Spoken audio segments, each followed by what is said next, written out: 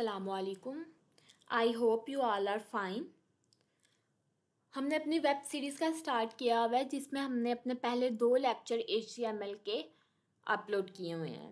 आज हम अपना लेक्चर 3 देखने जा रहे हैं जिसमें हम HTML की स्टाइलिंग करने लगे हैं कि कैसे हम अपने HTML के कंटेंट को स्टाइल कर सकते हैं, उसकी कैसे हम स्टाइलिंग कर सकते हैं, उसका कलर कैसे चेंज होगा, बैकग्राउंड कैसे लगेगा, फ़ॉन्ट का साइज़ कैसे चेंज होगा। ये सारी चीज़ें हम आज के लेक्चर में कवर करने जा रहे हैं। तो HTML की जो स्टाइलिंग है वो हमारे पास CSS के ज़रिए होती है। CSS हमारे पास 3 तरह की होती है, एक inline CSS, internal CSS, external CSS। तो जो हम HTML के अंदर बेसिक स्टाइलिंग करेंगे ना, जो बेसिक हमारे पास स्टाइलिंग होगी वो हम इनलाइन CSS के ज़रिए करेंगे। अब इनलाइन CSS हमारे पास क्या होती है कि हमने किसी एक लाइन के ऊपर स्टाइलिंग की, वो हमारे पास इनलाइन CSS होगी। ओवरऑल बॉडी पर या ओवरऑल उस पर स्टाइलिंग करने के लिए, एक ही दफ़ा उसका सारा कुछ चेंज करने के लिए हम इंटरनल या एक्सटर्नल CSS को यूज़ करते हैं। लेकिन जब हमने एक एक लाइन पर CSS या स्टाइलिंग करनी हो तो हम इनलाइन CSS को यूज़ करते हैं। तो आज इनलाइन CSS यूज़ करके हम HTML की स्टाइलिंग करने लगे हैं। तो लेट्स स्टार्ट अवर लेक्चर। सबसे पहले हमारे पास आता है HTML styles. The HTML style attribute is used to add styles to an element. किसी भी एक एलिमेंट पर स्टाइल लगाने के लिए, जैसे कि उसका कलर चेंज करने के लिए, उसका फॉन्ट चेंज करने के लिए, उसका साइज चेंज करने के लिए और भी बहुत कुछ, हम वो कैसे करेंगे देखते हैं। एग्जाम्पल ये आपके सामने है एक उन्होंने हेडिंग दी हुई है आई एम रेड की, एक दी हुई है आई एम ब्लू की और एक दी हुई है आई एम बिग की। ये उन्होंने कैसे दी हुई है? पहला टेक्स्ट जो हमारे पास है वो हमारे पास रेड कलर में है, दूसरा ब्लू कलर में है, तीसरा ब्लैक कलर में है, लेकिन उसका साइज़ क्या है वो बड़ा है। तो ये हम कैसे करते हैं ये हम नेक्स्ट देखते हैं। सबसे पहले आता है HTML स्टाइल एट्रीब्यूट। कि स्टाइल एट्रीब्यूट हमारे पास क्या होता है? Setting the style of an HTML element can be done with the style attribute. कि HTML एलिमेंट के ऊपर हमने अगर किसी स्टाइल की सेटिंग करनी हो तो वो हम स्टाइल के एट्रीब्यूट से करते हैं। स्टाइल का कीवर्ड हम लेते हैं, एट्रीब्यूट हम लेते हैं और उसके अंदर हम अपने एलिमेंट की स्टाइलिंग करते हैं। The HTML styling attribute has the following syntax. इसका syntax क्या कैसे होता है? हमने टैग नेम लिखा, हमारे पास जो भी टैग नेम है हमने जिसके अंदर भी स्टाइलिंग करनी है, उसके आगे हमने स्टाइल का कीवर्ड यूज़ किया और उस स्टाइल के कीवर्ड के अंदर हमने जो स्टाइलिंग करनी है उसका प्रॉपर्टी मतलब हो गया, हमने अगर उसका कलर चेंज करना है, उसका फ़ॉन्ट साइज़ चेंज करना है या उसकी फ़ॉन्ट की राइटिंग चेंज करनी है तो वो हम यहाँ पे लिखेंगे और आगे जिस तरह हमने करनी है या जो चीज़ हमने पिक करनी है वो हम वैल्यू में लिखते हैं। तो ये उसका एक बेसिक सा टैग है। इस टैग की नेक्स्ट आपको समझ लगेगी जब हम अपनी पहली स्टाइलिंग करेंगे। हम साथ साथ एक एक स्टाइलिंग जो है वो VS कोड पे रन भी करके देखेंगे। सबसे पहले आता है हमारे पास बैकग्राउंड कलर, कि हमने कैसे बैकग्राउंड कलर को चेंज करना है। The CSS background color property defines the background color of an HTML element। कि कैसे हमने HTML के एलिमेंट को चेंज करना है, उसका बैकग्राउंड कलर हमने कैसे चेंज करना है। तो उसकी एग्जांपल हमारे पास कुछ यूँ है कि हमने एक बॉडी का टैग लिया, उसका ओपनिंग टैग और उसका क्लोजिंग टैग। हम ये बॉडी का कलर जो है वो चेंज करने जा रहे हैं। बॉडी का जो बैकग्राउंड कलर होगा वो हमारे पास क्या हो जाएगा, चेंज हो जाएगा। बॉडी का ओपनिंग टैग लिया और क्लोजिंग टैग लिया, उसके अंदर एक हेडिंग डाली और एक पैराग्राफ डाला। अब हमने उसकी स्टाइलिंग कैसे की? स्टाइल का कीवर्ड यूज़ किया पहले, उसके बाद बैकग्राउंड कलर लिखा बॉडी में जाके, क्योंकि हम बॉडी का बैकग्राउंड कलर चेंज करने जा रहे हैं।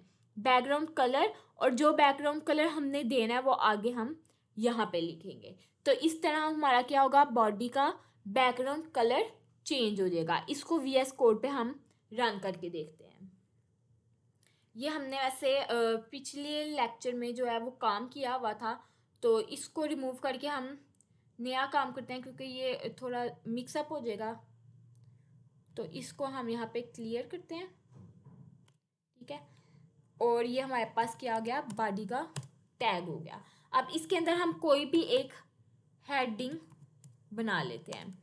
लाइक हमने फर्स्ट वेब पेज बना लिया, ये हमारी होगी पहली heading.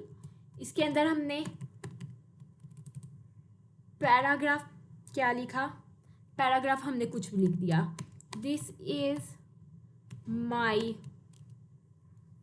First web page and we start our styling using inline CSS, ठीक है। ये हमारा एक पैराग्राफ हो गया। इसको हमने सेव किया और F5 से हमने इसको रन किया, तो हमारे पास ये हेडिंग आ गई एक फर्स्ट वेब पेज की और एक पैराग्राफ लिखा हुआ आ गया जो हमने वहाँ पे लिखा था। अब इस चीज़ का, इस पेज का हमने बैकग्राउंड कलर चेंज करना है। तो वो बैकग्राउंड कलर कैसे चेंज होगा, हम बॉडी में आएंगे, बॉडी का टैग ओपन करेंगे, इसके अंदर स्टाइल का आप ST लिखेंगे तो हमारे पास ऊपर ही स्टाइल का कीवर्ड आ जाएगा। वो कीवर्ड हमने एंटर किया।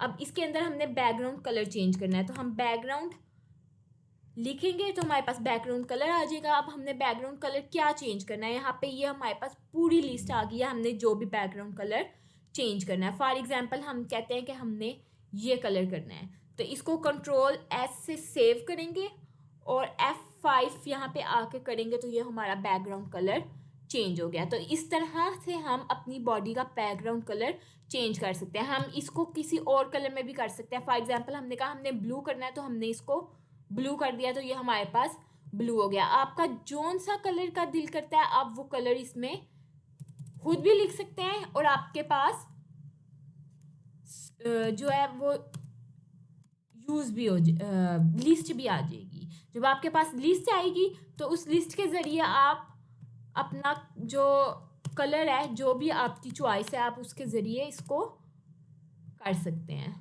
अब हमने फॉर एग्जांपल ये कलर किया, इसको सेव किया और ये हमारे पास इसका कलर क्या हो गया, चेंज हो गया।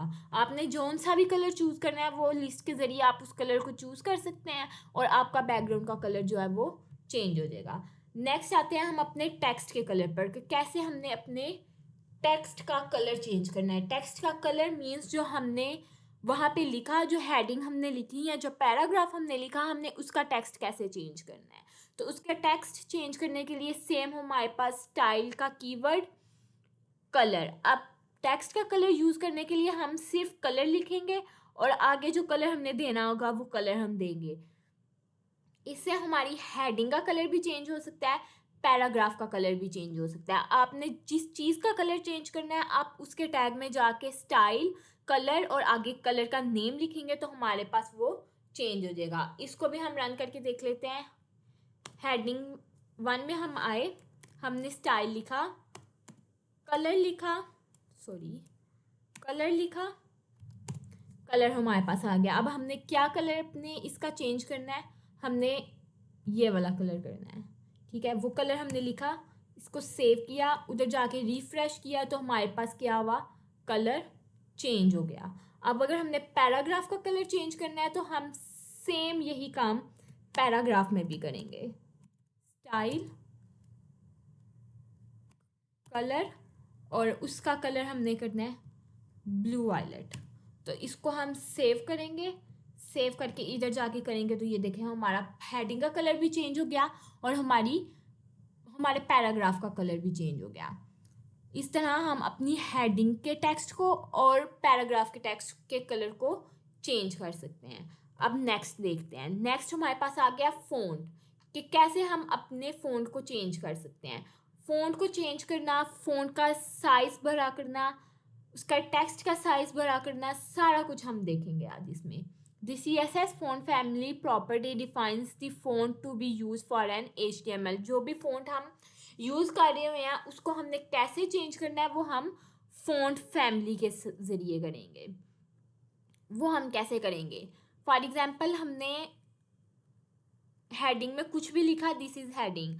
अब हमने क्या करना है, स्टाइल में जाना है, स्टाइल का कीवर्ड लिखना है, हमारे पास स्टाइल का कीवर्ड आ जाएगा। फ़ॉन्ट फैमिली लिखनी है। फ़ॉन्ट फैमिली का मतलब कि हमने किस लैंग्वेज में या किस फ़ॉन्ट में अपने टेक्स्ट को शो करवाना है, और आगे वो जिस टेक्स्ट में हमने शो कराना है वो टेक्स्ट हम लिख देंगे। अब इसी तरह हम पैराग्राफ में भी सेम फ़ॉन्ट फैमिली को यूज़ करके उसके फ़ॉन्ट को चेंज कर सकते हैं। अब वो हम कैसे करेंगे, हम यहीं पे देख लेते हैं।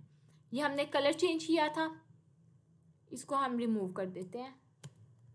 ठीक है, हमने कहा स्टाइल, सेम हमने स्टाइल लिखा, फ़ॉन्ट फैमिली, ये हमारे पास फ़ॉन्ट फैमिली आ गया। फ़ॉन्ट फैमिली में हमने क्या करना है, जैसे टाइम न्यू रोमन हो गया। ठीक है, हमने जोन सा भी अपनी टेक्स्ट को स्टाइल देना है या फ़ॉन्ट को जो भी हमने स्टाइल देना है वो सारे यहाँ पे लिखे हुए आ रहे हैं, ये चेक करें आप। तो इसमें से हम कोई भी लिख लेते हैं, लाइक हमने ये वाला जो है वो सिलेक्ट कर दिया। तो इसको सेव करेंगे तो जाके देखेंगे तो ये आप देख रहे हैं हमारी फ़ॉन्ट का स्टाइल जो है वो चेंज हो गया। तो अगर हमने फ़ॉन्ट का स्टाइल चेंज करना है तो वो हमने फ़ॉन्ट फैमिली के ज़रिए करना है। ठीक है, अब इसी तरह हम इसका भी कर सकते हैं। अच्छा, इसमें एक और चीज़ है कि अगर आपने कलर और फ़ॉन्ट को इकट्ठे चेंज करना है या आपने कोई भी काम इकट्ठे करना है तो वो आप एक स्टाइल के अंदर भी कर सकते हैं। अब इसी के आगे अगर मैं फ़ॉन्ट फैमिली लिखूंगी तो देखें हमारे पास फ़ॉन्ट फैमिली आ गया है। कलर के साथ आपका फ़ॉन्ट स्टाइल भी चेंज हो जाएगा। तो ये हम कर लेते हैं कि हमने ये वाला करना है। इसको सेव करके रिफ्रेश करेंगे तो ये देखें हमारे पास इसकी भी क्या हुआ स्टाइल चेंज हो गया। इस तरह हम फ़ॉन्ट फैमिली से उसका फ़ॉन्ट का स्टाइल चेंज कर सकते हैं। अगली चीज़ को देखते हैं, यहाँ से इसको ख़त्म कर देते हैं क्योंकि ये बहुत बड़ा हो गया। आ गया हमारे पास टेक्स्ट टेक्स्ट साइज़, कि कैसे हम अपने टेक्स्ट के साइज़ को बड़ा कर सकते हैं, छोटा कर सकते हैं। जिस भी साइज़ में हमने उसको करना है हम उस साइज़ में इसको कर सकते हैं। अब वो हमने कैसे करना है, सेम स्टाइल का एट्रीब्यूट यूज़ होगा। फ़ॉन्ट साइज़ लिखेंगे हम, फ़ॉन्ट साइज़ जब लिखेंगे और उसके आगे अपनी परसेंटेज लिख देंगे कि कितने % हमने अपने फ़ॉन्ट को बड़ा करना है। तो इसको हम करके देख लेते हैं। हम पैराग्राफ में जाते हैं, हम फ़ॉन्ट साइज़ लिखते हैं और हम करते हैं कि 100% हमारे जो है वो इसको अपने फ़ॉन्ट के साइज़ को 100% आपने बड़ा कर देना है। तो वो देखें ये हमारे पास छोटा हो गया। अगर हमने लिखा कि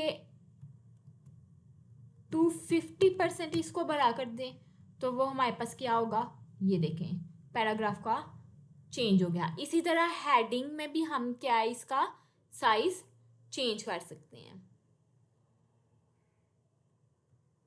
हेडिंग में आए, फ़ॉन्ट साइज़ लिखा, हमने लिखा कि इसका फ़ॉन्ट साइज़ आप 200% कर दें तो क्या होगा, वो इसको 200% बड़ा कर देगा। 200 नहीं, हम कहते हैं कि इसको 300% बड़ा कर दो तो क्या होगा, ये 300% हमारे पास क्या हो गया, बड़ा हो गया। इस तरह हम इसके फ़ॉन्ट के साइज़ को भी चेंज कर सकते हैं। अब आगे हम देखते हैं कि टेक्स्ट अलाइनमेंट कैसे हम अपने टेक्स्ट को अलाइन कर सकते हैं। हमने उसको सेंटर में रखना है, हमने इसको लेफ़्ट पे रखना है, हमने उसको राइट पे रखना है, हमने जैसे भी रखना है हम टेक्स्ट अलाइन को यूज़ करके उसको सेंटर में, राइट में, लेफ़्ट में ईजीली कर सकते हैं। तो अब इसी स्टाइल के अंदर हम लिखते हैं टेक्स्ट लाइन। ये देखें पहले ये हमारे पास टेक्स्ट लाइन आ गया। अब इसमें सेंटर भी आ रहा है, एंड में भी आ रहा है, लेफ़्ट भी आ रहा है, राइट आ रहा है। ये काफ़ी ज़्यादा इन्होंने लिस्ट दी हुई है जिसके ज़रिए हम क्या कर सकते हैं, इसको सेंटर में कर सकते हैं और लेफ़्ट राइट पे कर सकते हैं। तो इसको सेव करके हम देखेंगे तो हमारा ये सेंटर में आ गया। इस तरह हम अपने टेक्स्ट को अलाइन कर सकते हैं। टेक्स्ट अलाइनमेंट भी होगी। अब उसके बाद हम देखते हैं कि कैसे हम बॉर्डर लगा सकते हैं।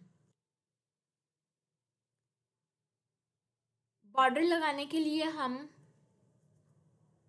क्या करेंगे, you can set the border size. हम बॉर्डर का साइज, बॉर्डर का जो स्टाइल होगा वो, और जो बॉर्डर का कलर होगा वो इकट्ठे हम स्टाइल के अंदर देंगे। तीनों चीज़ें, बॉर्डर लिखेंगे, बॉर्डर के साथ बॉर्डर का साइज लिखेंगे कि कितना साइज हमने देना है बॉर्डर का।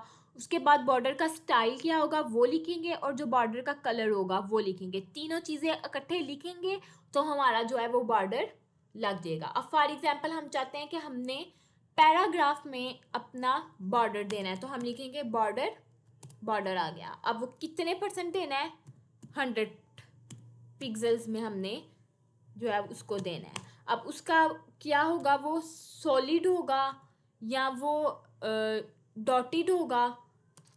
हम कह लेते हैं कि हमने डॉटेड लेना है। और उसका कलर क्या होगा, उसका कलर होगा ब्लैक। ठीक है। बॉर्डर स्टाइल, स्टाइल के अंदर बॉर्डर, बॉर्डर का साइज, बॉर्डर का स्टाइल और बॉर्डर का कलर, इसको हमने देकर सेव किया और इसको हमने किया। तो ये देखें हमारे पास बॉर्डर आ गया। ये इसका साइज अभी बहुत बड़ा है तो हम इसको छोटा कर देते हैं, 10 पिक्सल्स कर देते हैं। तो ये देखें 10 पिक्सल्स में हमारे पास क्या हुआ, बॉर्डर आ गया। हम इससे ज़्यादा छोटा भी कर सकते हैं। फॉर एग्जांपल हमने 5 पिक्सल करना है तो हमने 5 पिक्सल किया तो वो और छोटा हो गया। हम चाहते हैं कि हमने डॉटेड नहीं करना, हमने सॉलिड करना है, तो हम सॉलिड लिखेंगे, इसको सेव करेंगे तो हमारे पास देखें ये आ गया। अब अगर हम चाहते हैं कि इससे छोटा भी, इससे छोटा पैराग्राफ हमारे पास, बॉर्डर हमारे पास आए, तो हम क्या करेंगे कि इसको कह देंगे कि 2 पिक्सल हो जाओ, तो वो 2 पिक्सल हो जाएगा और छोटा हो जाएगा। ये आप पर डिपेंड करता है कि आपने किस तरह अपने बॉर्डर को कितने साइज में और कैसे रखना है। तो वो आप इकट्ठे उसका स्टाइल, उसका साइज और उसका कलर देंगे तो आपके पास बॉर्डर लग जाएगा। अब अगर यही बॉर्डर आपने बॉडी में देना है तो आप बॉडी में भी दे सकते हैं, हेडिंग में देना है तो हेडिंग भी दे सकते हैं। जहां आपका दिल करता है आप ये वाला टैग यूज़ करके अपने टेक्स्ट को बॉर्डर दे सकते हैं। अब आगे हमारे पास आता है HTML text formatting. Text formatting में हमारे पास क्या होता है कि हम अपने टेक्स्ट को कैसे फॉर्मेट कर सकते हैं, लाइक उसको कैसे बोल्ड कर सकते हैं, कैसे टैलिक उसको कर सकते हैं। तो ये सारी चीज़ें हम किस में देखेंगे, फॉर्मेटिंग में देखेंगे। अब फॉर्मेटिंग में हमारे पास 4 चीज़ें आती हैं जो मेन इंपॉर्टेंट है। ठीक है, उसमें हमारे पास पहले आता है कि कैसे बोल्ड करना है टेक्स्ट को, कैसे आइटैलिक करना है, सबस्क्रिप्ट कैसे करना है और सुपरस्क्रिप्ट कैसे करना है। ये सबस्क्रिप्ट और सुपरस्क्रिप्ट आगे चल के आपको बताते हैं कि ये दोनों चीज़ें हमारे पास क्या है। तो पहले हम देखते हैं कि बोल्ड टेक्स्ट हमारे पास क्या होता है, कि हमने कैसे अपने टेक्स्ट को बोल्ड करना है। तो उसके लिए हमारे पास बोल्ड का बी, टैग के अंदर हम क्या यूज़ करते हैं, बी यूज़ करते हैं। तो ओपनिंग टैग और क्लोजिंग टैग बी के साथ हम इसको यूज़ करते हैं तो हमारा टेक्स्ट जो क्या है वो बोल्ड हो जाता है। फॉर एग्जांपल अगर हम कह रहे हैं कि हमने, ये हमारे पास टेक्स्ट है पैराग्राफ में, ठीक है, ये हम चाहते हैं कि हम इसमें अपने ये वाले हिस्से को ना, वेब पेज को बोल्ड कर दें, सिर्फ इतने हिस्से को। तो हम क्या लिखेंगे, बी। ठीक है, अब ये देखें हमारे पास ओपनिंग और क्लोजिंग टैग आ गया। इसको यहाँ से कॉपी करके यहाँ पे पेस्ट करेंगे, इसको सेव करेंगे तो हमारे पास क्या होगा, वेब पेज जो है वो हमारे पास क्या हुआ, बोल्ड हो गया। इस तरह हम अपने वर्ड्स को भी बोल्ड कर सकते हैं और पूरे टेक्स्ट को भी बोल्ड कर सकते हैं। पूरे टेक्स्ट को कैसे बोल्ड करना है, अगर हमने पूरा टेक्स्ट बोल्ड करना है तो हम इधर पे लिखेंगे बी ओपनिंग टैग और इसके लास्ट पे जाके हम इसका क्लोजिंग टैग दे देंगे। तो जब हम इसका ओपनिंग और क्लोजिंग टैग देंगे तो आप देख रहे हैं हमारे पास पूरे का पूरा जो पैराग्राफ है वो क्या हुआ है, बोल्ड हो गया है। तो इस तरह हम एक वर्ड को भी दे सकते हैं और पैराग्राफ, पूरे पैराग्राफ को भी और हेडिंग को भी हम बोल्ड कर सकते हैं।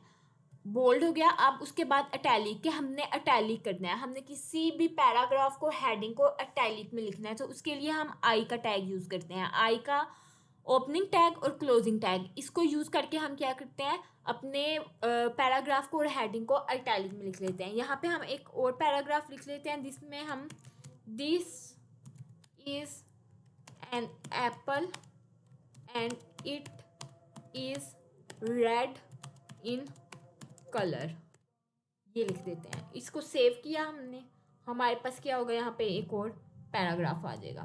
अब इस पैराग्राफ को हमने क्या करना है, अटैलिक करना है पूरे पैराग्राफ को, तो हम आई लिखेंगे, आई का ओपनिंग टैग और यहाँ पे जाके आई का क्लोजिंग टैग हमने लिखा। इसको सेव किया और इसको जाके रिफ्रेश किया तो ये देखें हमारे पास क्या हुआ है, वो अटैलिक में हो गया। तो अटैलिक में करने के लिए हम आई का टैग यूज़ करते हैं, उसका ओपनिंग और क्लोजिंग टैग, और उसके जिस चीज़ को हमने अटैलिक करना होता है उसको उन दोनों के टैग ओपनिंग और क्लोजिंग टैग के दरमियान में लिख के उसको सेव करके हम रन करते हैं, तो हमारे पास क्या होता है, हमारे पास जो हमारा टेक्स्ट है वो अटैलिक हो जाता है। अब अगली चीज़, सबस्क्रिप्ट। सबस्क्रिप्ट किसे कहते हैं?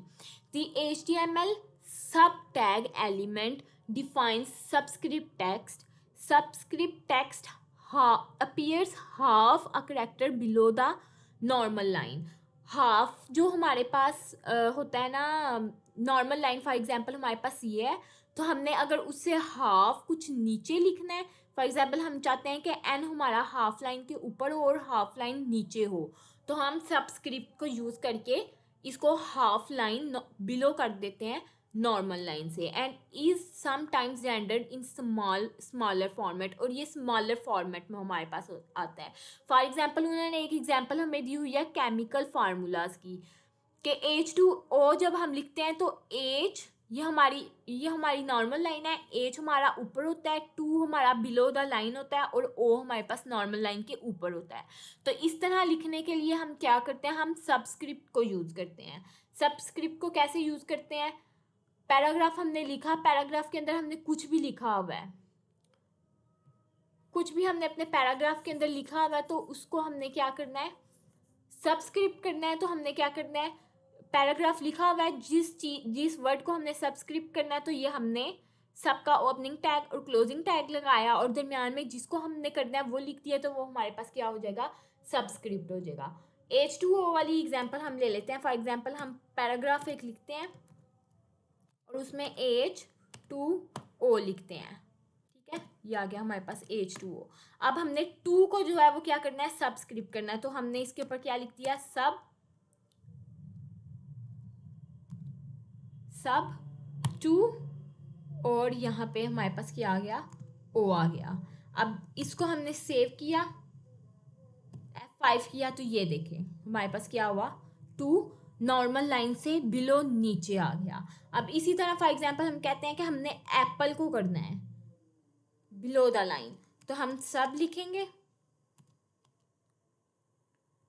इस एप्पल को यहाँ से कॉपी करके इन दोनों के दरमियान में पेस्ट करेंगे, इसको सेव करेंगे और यहाँ से रिफ्रेश करेंगे, तो ये देखें एप्पल हमारे पास बिलो द लाइन आ गया। इस तरह हम इसको सबस्क्रिप्ट के ज़रिए बिलो द लाइन ले आते हैं। अब सुपरस्क्रिप्ट हमारे पास क्या होता है, सुपरस्क्रिप्ट में हमारे पास जो करैक्टर होता है वो अबव द नॉर्मल लाइन चला जाता है। लाइक हमने कोई नॉर्मल लाइन है, हमने इसको ऊपर लिखना है नॉर्मल लाइन से, अबव लिखना है नॉर्मल लाइन से, तो वो हम कैसे लिखते हैं, वो हम सुपरस्क्रिप्ट से लिखते हैं। लाइक ये एक एग्जांपल इन्होंने हमें ये दी हुई है कि www और उसकी ऊपर ब्रैकेट में हमने पावर में 1 दिया हुआ है, तो ये हमने कैसे लिखना है, ये हमने सेम उसी तरह सुपरस्क्रिप्ट के साथ लिखना है।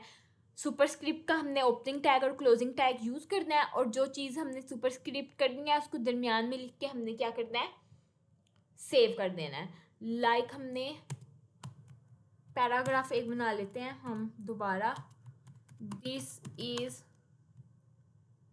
वेब पेज, ठीक है, हमने इसको अब क्या करना है, सुपरस्क्रिप्ट करना है, तो हम क्या करेंगे, सुपर का हम यूज़ करेंगे, ठीक है, ओपनिंग टैग और क्लोजिंग टैग,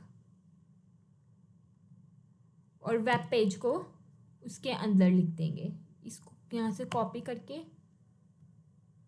यहाँ पे पेस्ट करेंगे और इसको हम डिलीट कर देते हैं। सेव करके इसको रिफ्रेश करेंगे तो वेब पेज हमारे पास क्या हुआ, नॉर्मल लाइन से ऊपर चला गया। तो इस तरह अगर हमने बिलो द लाइन करना है तो सब यूज़ करना है, और अबव द नॉर्मल लाइन करना है तो हमने सुपरस्क्रिप्ट यूज़ करना है। तो यहाँ तक हमारा लेक्चर था जो कंप्लीट हो गया, जिसमें हमने इनलाइन सीएसएस के ज़रिए अपने फ़ॉन्ट का कलर चेंज किया, बैकग्राउंड का कलर चेंज किया, हर चीज़ हमने जो है वो करके देखी।